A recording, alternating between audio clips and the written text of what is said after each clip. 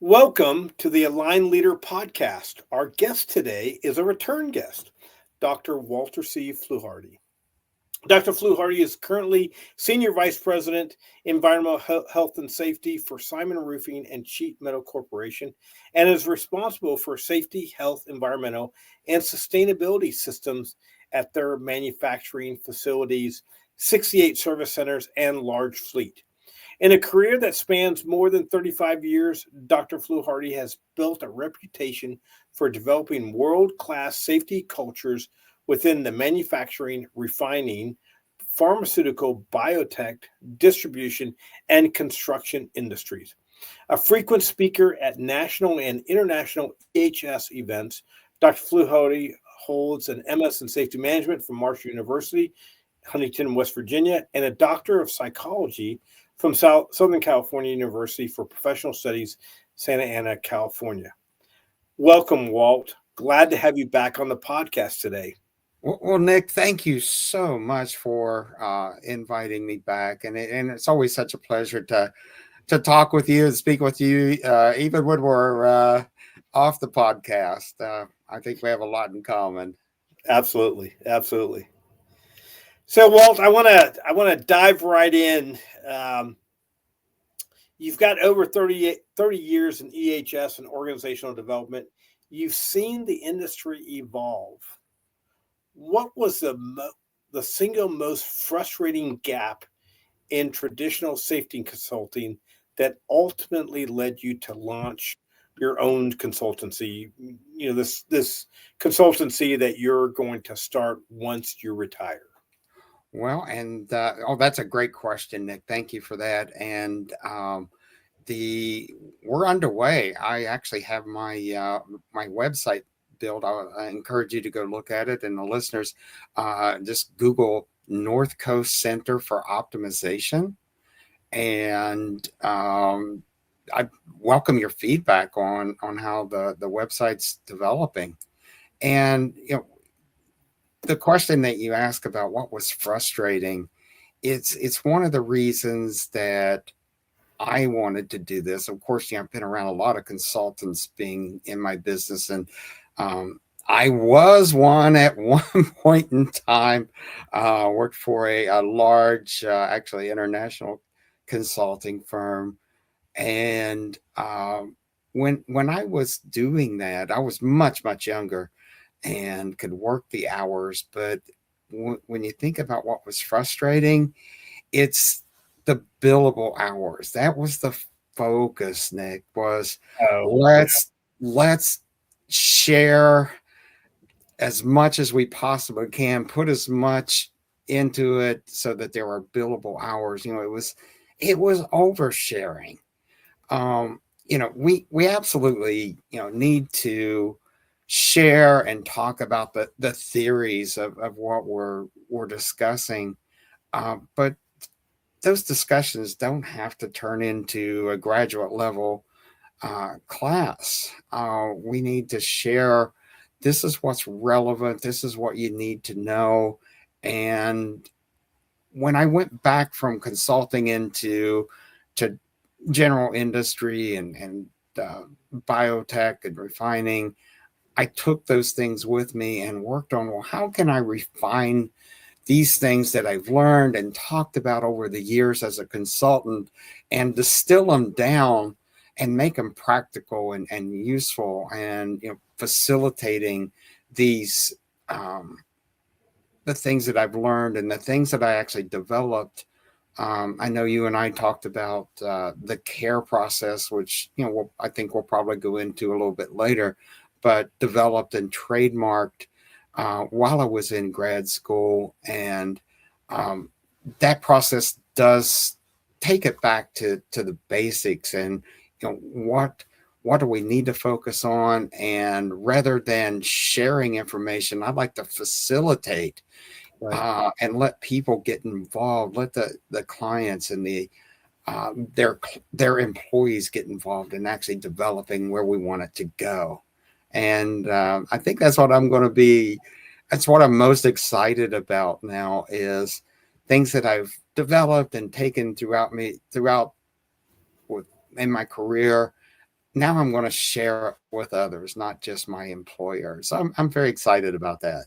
Yeah, that's pretty cool. I mean, you're absolutely right.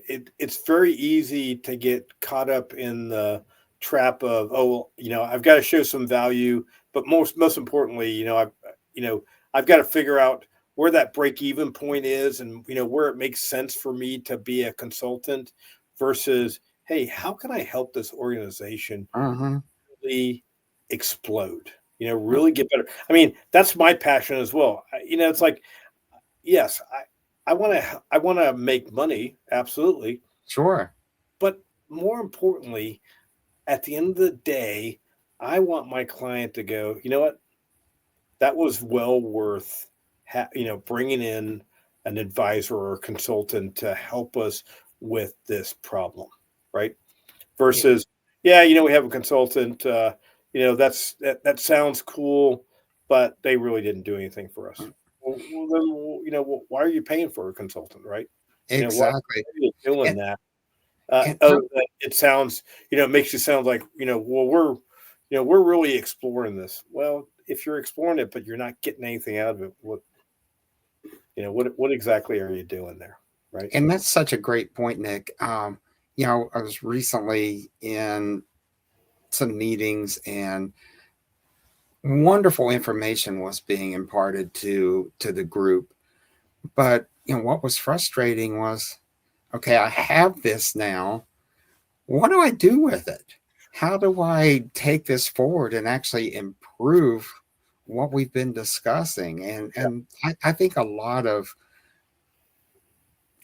industries, a lot of people who bring consultants in and share that frustration. It's like, okay, I know this now, but how do I practice it? How do I make this work? How do I actually Yeah, improve my organization?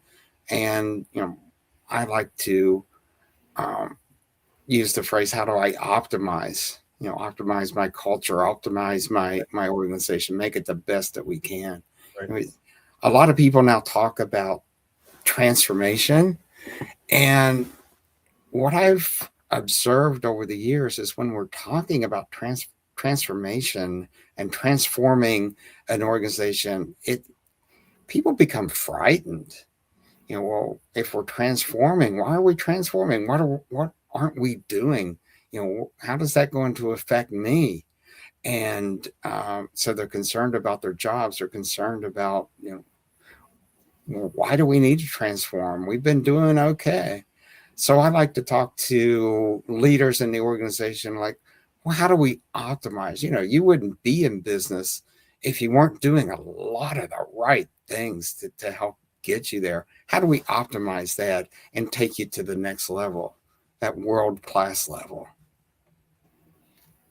And sometimes, the idea of change management, which I know is not exactly optimization, but it's certainly part of it. Change for the sake of change, or change Mm-hmm. as, hey, this is going to make us better.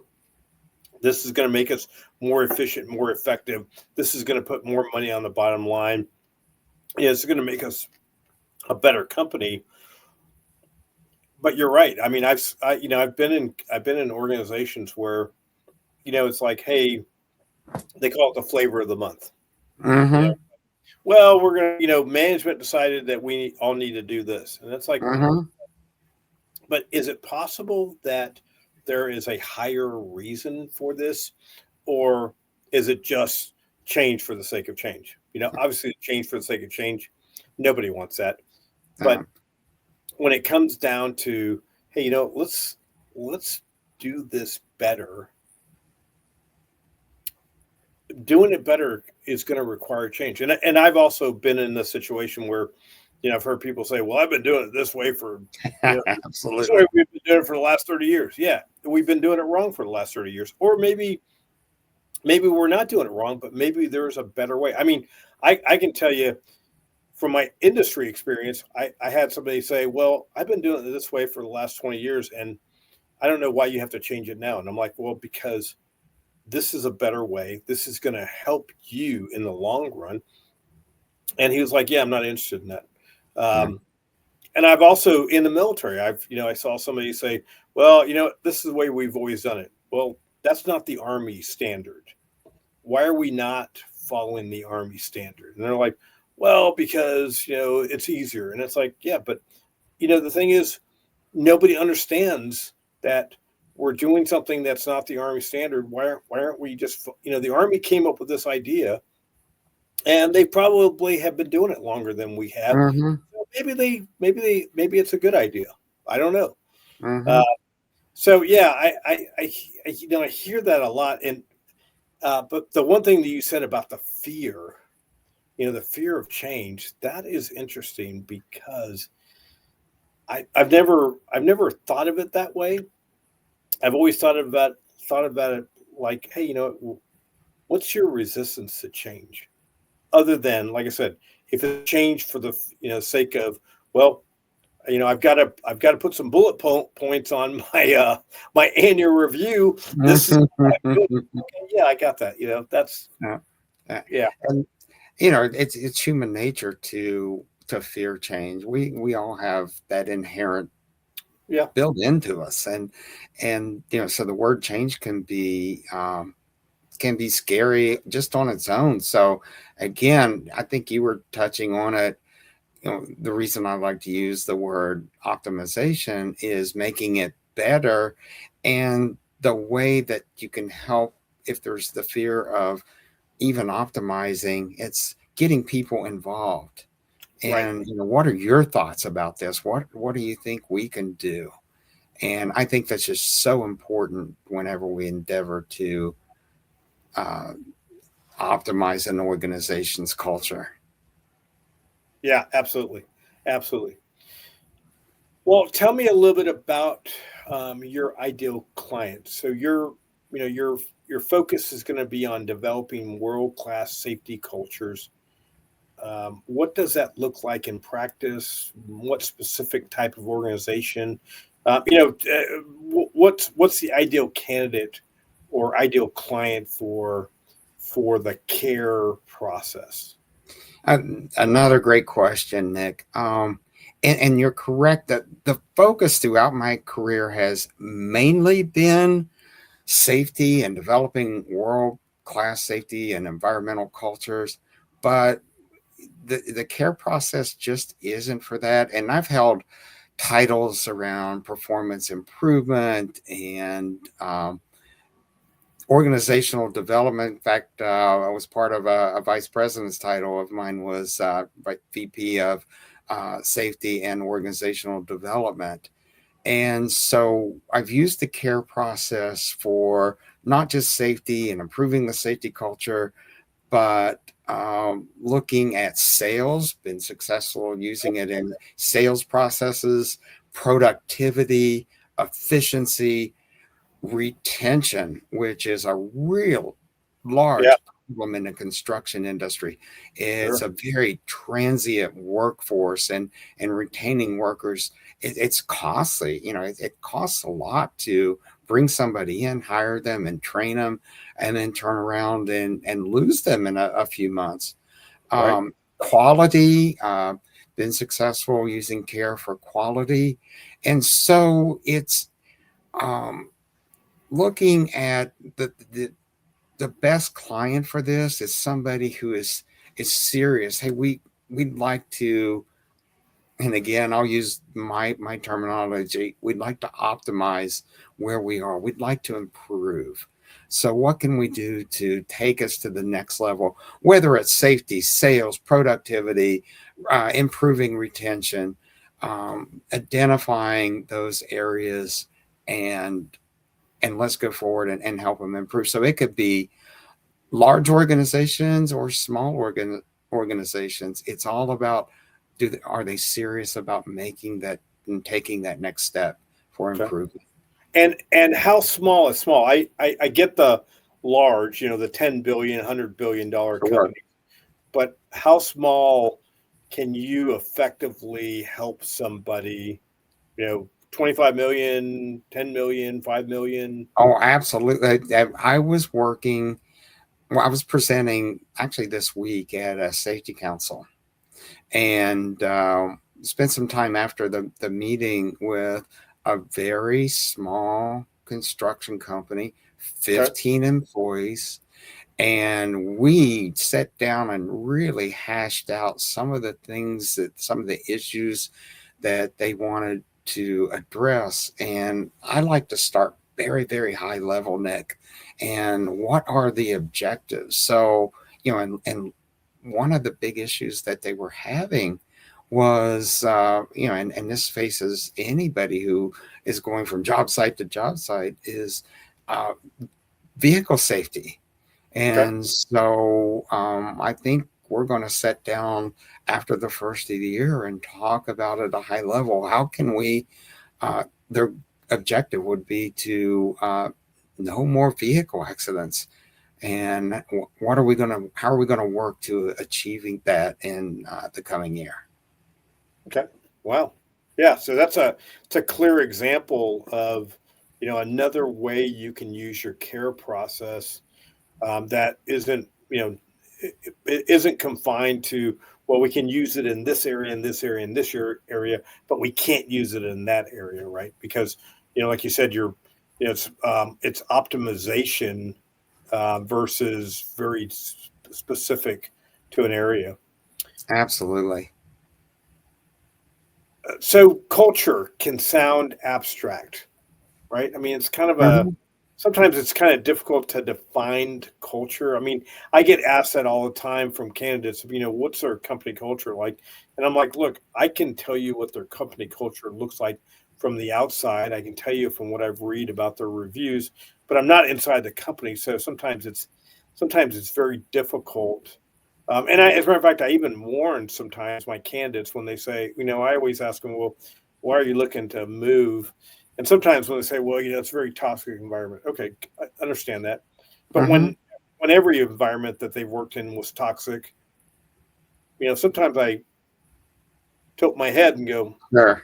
well, uh, is it they're in a toxic environment, or you just don't like, is there something else that is creating this environment? And how do you know that the environment you're going to go into is not what you consider toxic, right?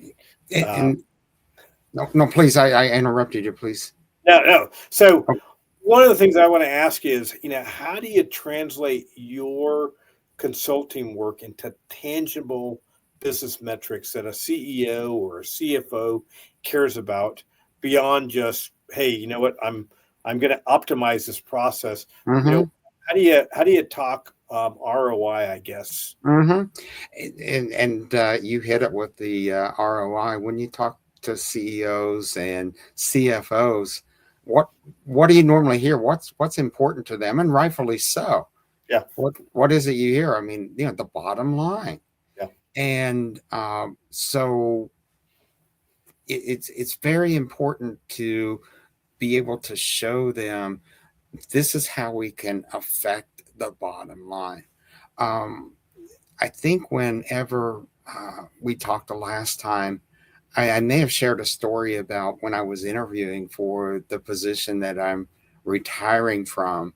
I went through a number of panel interviews, and actually, I believe there were 8 of them.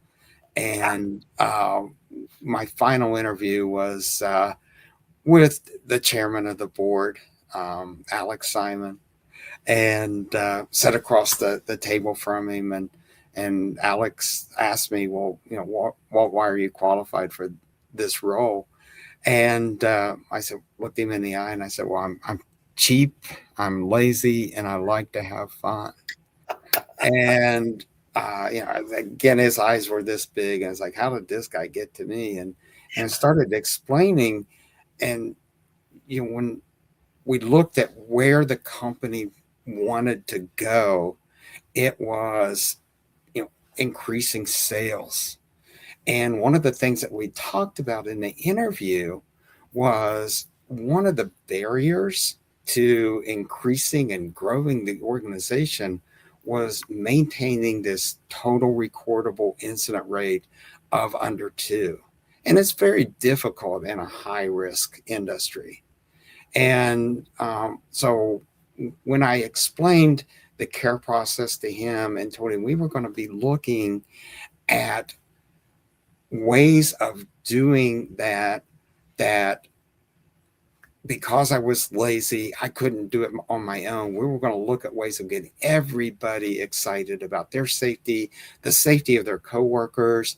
And I think I mentioned this too, Nick, but I asked him, when's the last time you talked about safety and it was fun? And it was said, never. Well, we're going to find a way to make it fun so that they can retain what we're talking about, because again, when we're having fun, it opens up dopamine channels Yeah. and you're able to retain that information.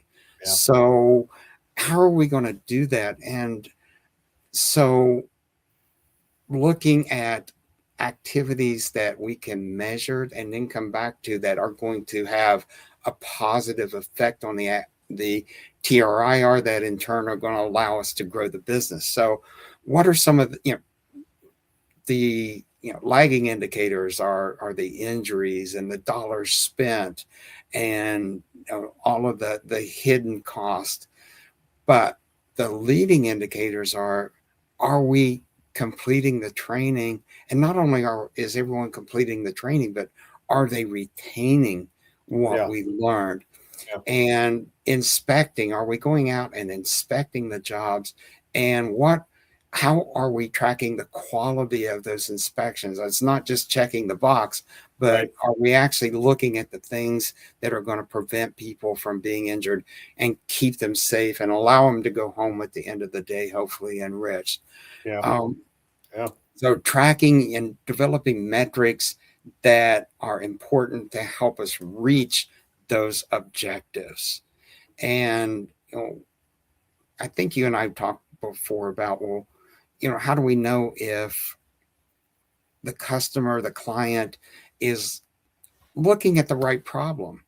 And you would think that, looking at my process, C.A.R.E, clarifying and clarifying being the first thing in the process, well, would that be identifying the problem? And it's not. When I talk to people about clarifying, I think high, very, very high level, what do we want to happen? What do we want to happen? So, in this particular instance, was we want to grow the business and increase sales. And, we touched on, well, we're going to have a better TRIR if we're going to do that. But when we get it to identifying problems, that comes to the assessment piece, Nick, of let's really get into the heart of the culture and identifying what are the perceptions of the people that are doing the work day in and day out.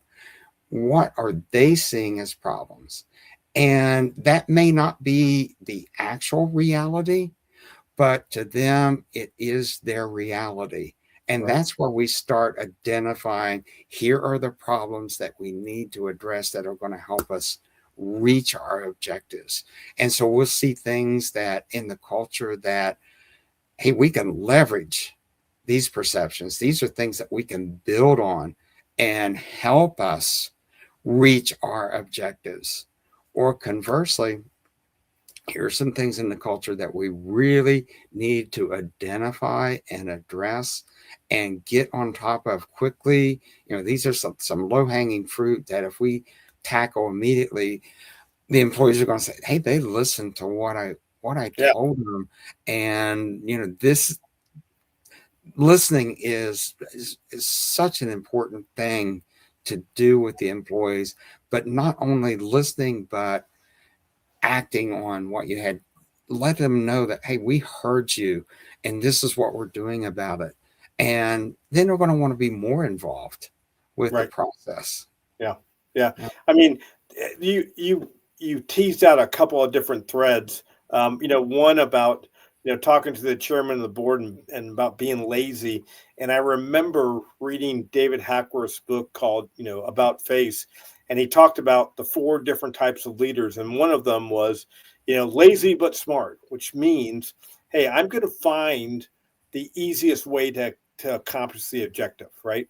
I'm not going to it's not going to be beautiful and wonderful, but I'm going to find the best way to accomplish Yeah. the objective because hey, I don't want to spend a whole lot of thought on that. Another thing though that you touched on that again, something that I can relate to is talking specifically about safety training, right? I worked for a couple of Fortune 500 companies, and one was very successful. The other one got bought. So, Mm-hmm. um, and but in the company that was very successful, safety was paramount. Now, I will tell you, and I'm just as guilty as probably a lot of other people. Sometimes to me, it was like, well, yeah, we've got to get this job done. We need to do it safely. But did I always have the thought process of safety? Mm-hmm. No, I didn't. Right. In the Army, we had we trained for nuclear, biological, chemical, which now we call chemical, bio, radiation, nuclear, whatever, Mm-hmm. submarine. But the acronym nuclear, biological, chemical, NBC, we would say nobody cares, right? Yeah, Mm-hmm. you got to do this. Nobody cares about it. We're going to do it, and we're going to check that block. And sometimes in corporations, in manufacturing, safety is the same thing. It's like, yeah, it's a block check, and I remember when I left the very successful Fortune 500 company to go to the company that got bought. I remember coming out and saying, bringing our safety director and saying, "Hey, look, I need help." And he's like, "What do you need help with?" And I'm like, "Well, I need you to review all of my manufacturing space and tell me where we're failing at. Where can Mm-hmm. we do a better job?" And he was like, "Well, that's not my job." And I'm like, "But you're the safety guy. You're the safety genius here. I'm not. I could tell you that I don't think this is very safe, but you can say, oh, you know what? The reason why this doesn't work is because this and that. And now we have some actionable things to fix because in the end, yes, we want our employees, we want our teammates going home every day, every night with everything they came to work with, Mm-hmm. right? Um, and safety is just as important as getting the manufacturing done because if we don't do it safely, well, first of all, we got to stop the process, but secondly, I don't want somebody to go home missing fingers or whatever. And that's not, I'm not saying that's never happened. It has happened. Um, so I love the fact that you know your whole process is, hey, let's engage everyone in this process. Let's assess what we're doing now, what we can do better. And again, going back to we're not going to do make changes just to make changes. We're going to make changes so that we can all be better. We can all enjoy the fruits of our labor. The company can make money. We can um, be happy about where we work, be proud about where we work. So yeah, it's all very important. I mean, I Yep. see how the care process can really help companies move to that next level, right? Rather than, hey, this is the way we've done it. It's okay. We'll never make a million. I mean, one of the companies that I worked with, I have swag still. I mean, I've left that company 20 years ago. I have I have safety swag because we had such a focus on safety. Mm-hmm. We'd hit 1,000,000 hours, and we'd have the safety department would put on a fish fry, and we'd all get jackets that say, 1,000,000 hours, and Mm-hmm. big deal. And it was important, and it was interesting because the company that I went to, we didn't do any of that kind of stuff. We had some kind of safety stuff, but it was everybody knew it was just patronizing safety. It wasn't really that important, right? Mm-hmm. So Well, interesting. you mentioned, we talked about culture earlier, and part of culture is it's the way things are done within that organization. And there may be perfectly written policies and procedures, Yep, whether it's safety or quality, yep, but the assessment piece is understanding and actually having conversations with the employees about what's really done. So, you surveys are fine, Nick, but to really get at the heart of a culture, it's a conversation. And I like to do focus groups. It's just an effective way of doing it, and asking open-ended questions that you can take off into a direction when somebody hits upon something and find out, well, yeah, we have a lockout tagout procedure for this, but this is what we actually do. And maybe nobody's ever been injured doing that way, but when it's not if it's when. And so we identify that, and now here's another action item for the next A in the care process is aligning what are the divisional, the departmental, the individual goals. What are these action items that we're going to take forward now to help us reach these objectives? And I train people to write these action items, these individual goals, it behavioral based, Okay. because a behavior is an observable act. Right. And if I can see it, and I know you've heard this before, if you can see it, you can measure it. Yep. I like to take that a little bit further. If I can measure it, I can manage it. Okay. A bit further, if I can manage it, I can lead it.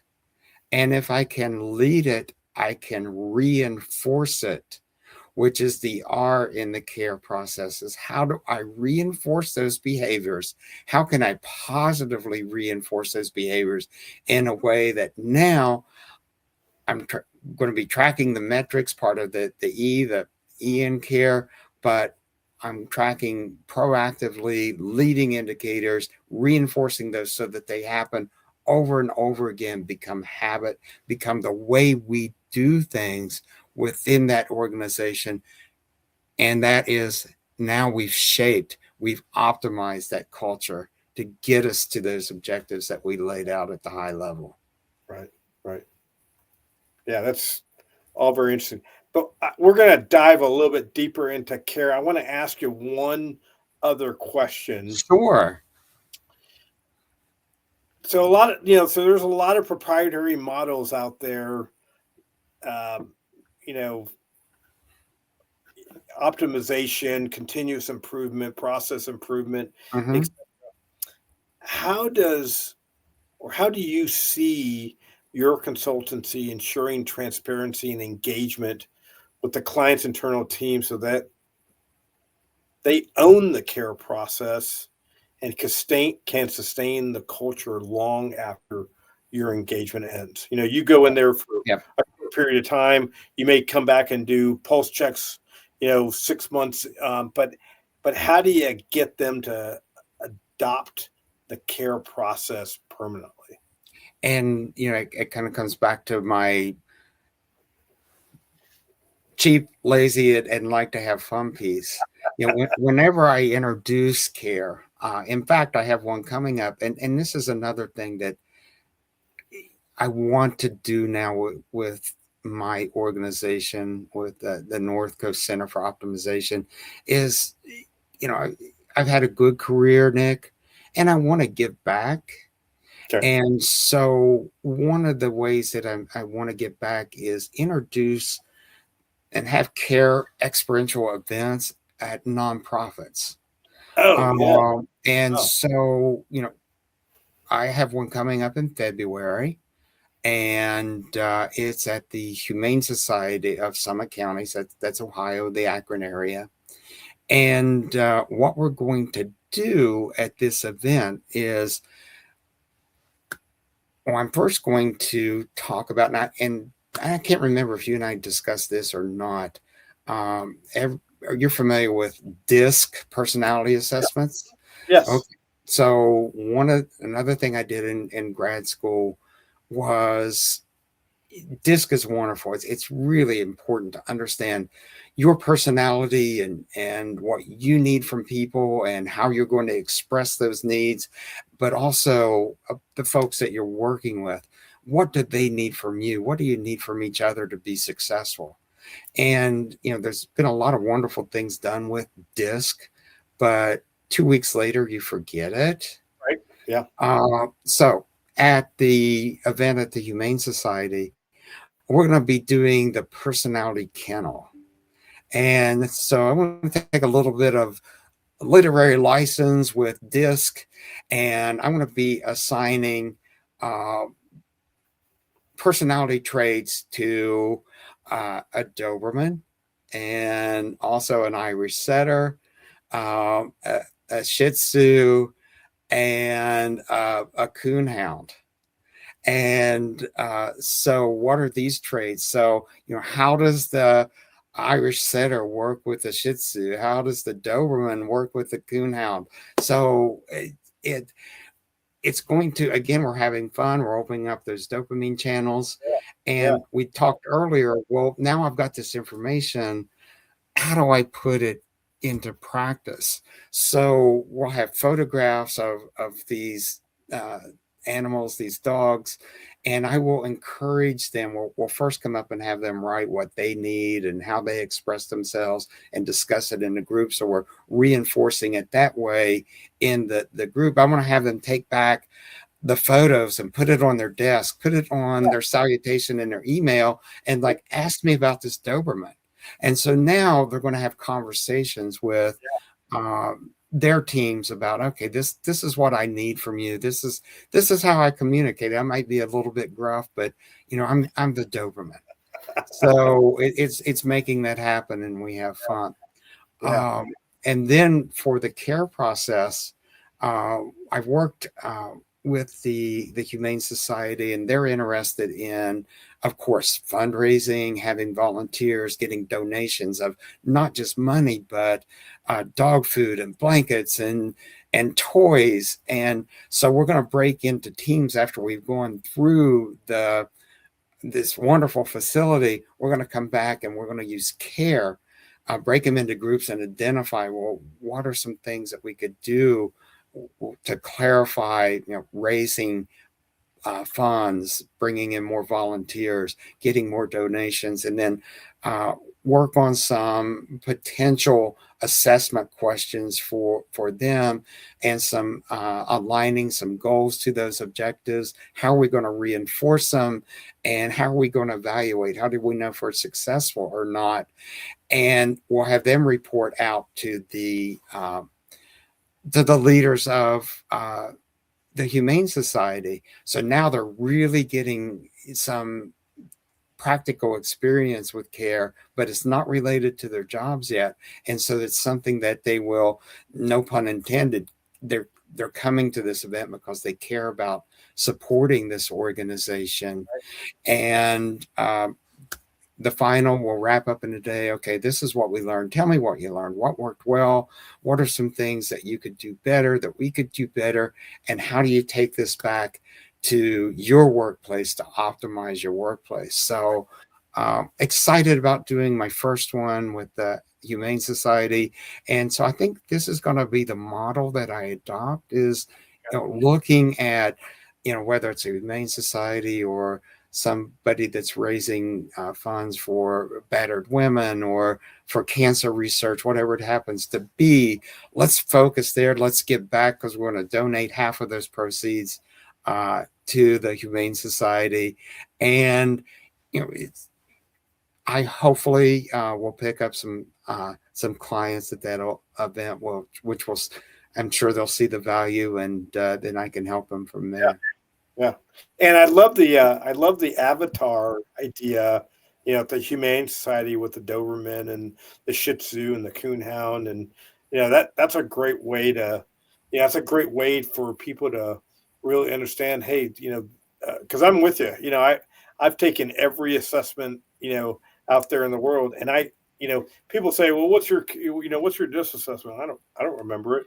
You know, because it's like you know it it's it's hard to it's really hard to say, oh, this is what I mean. I'm a PI implementer. I'm a predictive index implementer, Mm-hmm. and so I can, for me it's very easy to say, well, if you're like me, you're a low C. I've always got to do something. I can't do the same thing over and over again. On the other hand, if you're a high C, well, you like doing the same thing over and Yep. over again. And so that to me that has some meaning to me to for me. But I love the fact that, hey, we can do this in another way that will really stick to you. And guess what? You'll remember that forever. Oh yeah, I'm the German, Exactly. or Yeah. I'm the Shih Yeah. Tzu, right? Because I do, that kind of, So yeah, I love that. I love that idea. And you can probably easily adapt that to other types of organizations, to get the same amount of effectiveness out as well. Exactly. I have a person who's contacted me as an art gallery outside of New York City, and so we're planning an event, and so it'll be the masters, and then the conversation will masters personalities. So how does Rembrandt work with Van Gogh? And so that'll be the type of Oh yeah, conversation yeah. around that. And we're planning something in April for a group, and we're actually going to take people to dream racing in Las Vegas and drive exotic sports cars on the track. And so our personality piece will be drivers. How does Mario Yeah, Andretti yeah, interact with Kyle Busch? And yeah, absolutely. Wow. yeah, so things that people will again have fun at and remember. Yeah, that's really cool. And I've never, I know a lot of process improvement, continuous improvement people, and I've never heard anybody ever express, optimization, change management, whatever you want to call it, in the way that you're expressing. So I assume you will be extremely successful because of the way you're the way you're doing things, that are so much different than the way anybody else is doing things. So that's really cool. Well, thank you. And going back to the cheap, lazy, and fun, my personality traits there. In the way that I have built the retention over the years, and people, you mentioned buying in, was I'm not going to give them the tools. I'm going to facilitate. Right. Here are the tools, but based on the assessment, every company is going to be different. Every organization is going to be different, and let them help them and facilitate them through developing the tools that they need. So now they have ownership in it, and ownership is so important. And that goes back to your question: was after I'm gone, how does it live on? It's going Yeah. to live on because it was theirs. It wasn't mine. It Right. was theirs. It belongs to them. Right. Right. Absolutely. And I think the avatars will help tremendously as well, because it's something fun, right? Something fun, something different. It takes you away a little bit from work, right? Exactly. The drudgery of work. And oh well, like I said, I've heard this quite a few times. It's like, oh well, this is the flavor of the month, and it's like, well, if you have that attitude toward it, it's not going to be good. Sorry. Yeah. If you have the attitude of, hey, who's your superhero, you know maybe that doesn't appeal to me too much. But if somebody put that in the right context, I'll be like, yeah, you know what, Mhm. and I'm going to remember that. I'm going to remember that forever, because it's going to go, oh yeah, you know what, I remember when we went through that process, and how effective that was, how much meaning that had. And now it's like, yeah, I really want to do that. So I want to care, clarify, assess, align, reinforce. Reinforce and evaluate. Right. So clarify at again. This is a high level. Typically, people will you visit an organization, a client, a company, and like, here's my problems. Well, let's not take a step back. Let's take a step up. Let's go at a higher level. Let's look at the 30,000, the 60,000 foot view. Where do we want to be? Where Right. do we need to go? So it may be I want to reduce injuries. I want to eliminate injuries. I want to have a TRIR of this or lower. I want to increase sales. I want to increase productivity. I want to reduce um, turnover. Um, so high level. So then the assessment piece. And again, it's the cultural assessment. And I'm always going to recommend focus groups. And the way I do the focus groups, Nick, is bring in the different parts of the organizations, and I make sure that there's not a manager or a supervisor. So we may have operations, maintenance, facilities, utilities, whatever the group happens to be. I don't want their managers or supervisors to be in, because I That'd be the really top, need them. right? I need them to trust me, Yeah, and yeah. I Everybody's going to just talk I, if your yeah. boss is in the room. Yeah, Yeah. And I always stress, this isn't going to be, Joe said this and Bob right. said this and Sally said this. It's going to be, here's what this is their perceptions. Yeah, And then I'll talk to the managers and the leaders, the VPs, one on one, and you'll be really surprised at how the perceptions are so divergent. yeah, And it really is eye opening when I share those perceptions. And then from that comes the alignment piece. Okay, here's what's working well that we can leverage and build upon and really get some quick hits. But conversely, here are some things in the culture that yeah, are going to prevent us and hinder us from reaching those objectives. So let's write those behavioral based goals so that we can see them, we can measure them, we can not only manage them, we can lead them, and we're going to reinforce those behaviors. So, how can we effectively look at whether it's safety, making sure that when we see somebody wearing all the right PPE, we mention that to them. We talk to yeah, them. Well, yeah, great job, Nick. I appreciate this. And if we see somebody and observe somebody, and maybe they're taking some shortcuts, rather than beating them up, it's, Nick, I really appreciate that you're trying to get this job done, but I'm concerned that you might get hurt. Is there a better way of doing it? So now we're getting some teaching coaching techniques. Is there a better way of doing it? What do you think? Well, I would love to wear these glasses when I'm spreading this material, but they get all fogged up or they're scratched. So now we've got a problem. We can look at the right. system. Is there a better anti-fog method, or is there a system breakdown where we can make sure that we have uh, new glasses available and readily available, new tools. Yeah, If we're coaching a salesperson, and we need to have X number of contacts.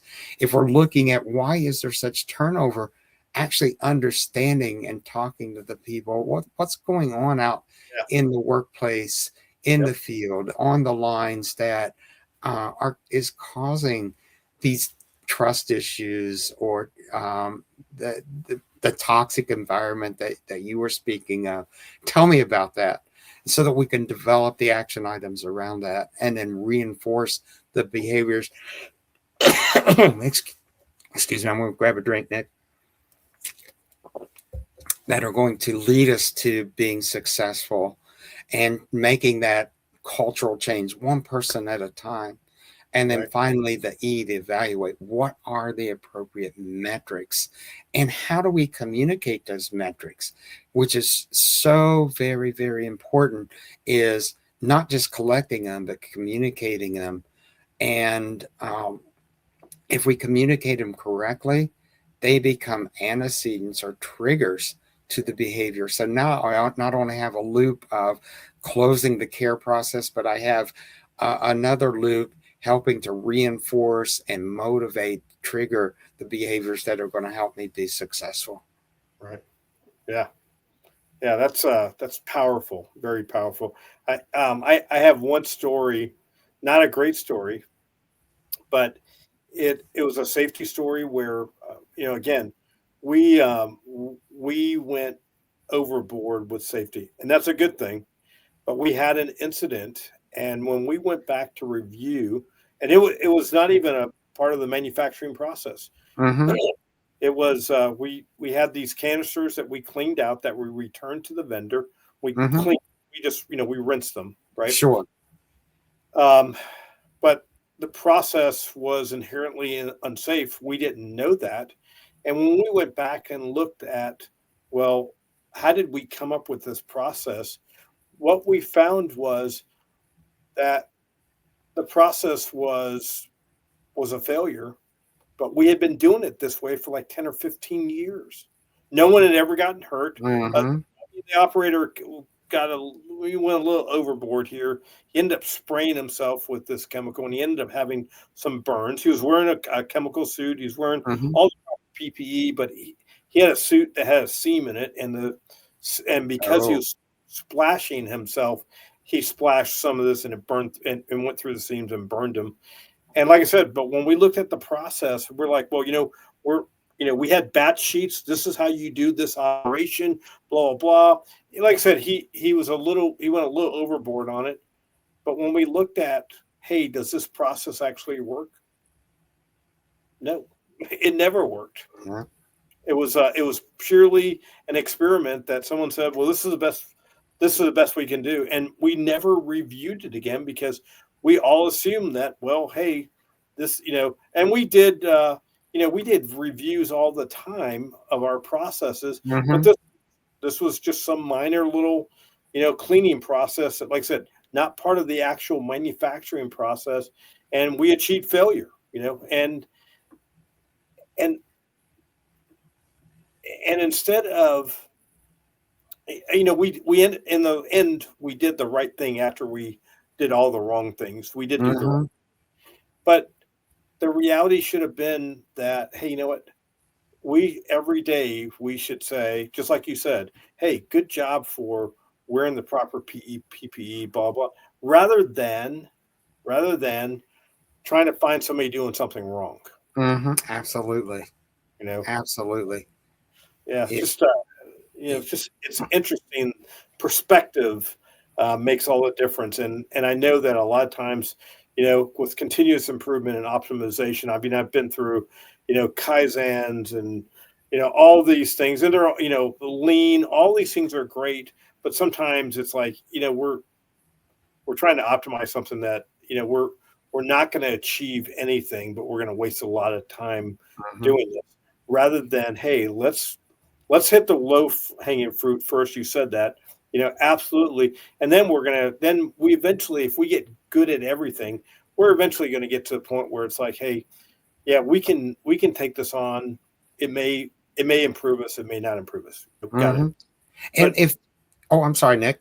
I was Go just ahead. going to say, sometimes we waste our time not looking at, hey, how do we have the most effect most rapidly, right? Exactly. And if the culture is such that whenever the supervisors and the managers, the foremen are coming around and are looking for things that are wrong, they're going to do the correct behaviors, whether it's quality or safety, whatever it is, while that manager is there, Yeah, while that supervisor's there. true. But when the culture is such that we're looking at how do we reinforce the correct things, the right things, the safe things, then that's when you have a culture that's effective. I was doing a webinar a few weeks ago, and we were talking about fleet safety. And the the group, when I looked at the group that was in the room where um, I was being transmitted to, a lot of gray hair like mine, and so I used the example. Who remembers? Who could tell me when seatbelt laws first came into place? And I said, "Well, what did that feel like? Tell me what that felt like." And a lot of people, it was cumbersome. I felt like I was confined. If I was in nice clothes, I was going to get wrinkled. And then I asked, well, what would happen? And this group was in Massachusetts. And I said, what would happen if we're going down I-95 and I reach over and I unbuckle your seatbelt? Well, I was like, well, what are you doing? Are you trying to get me killed?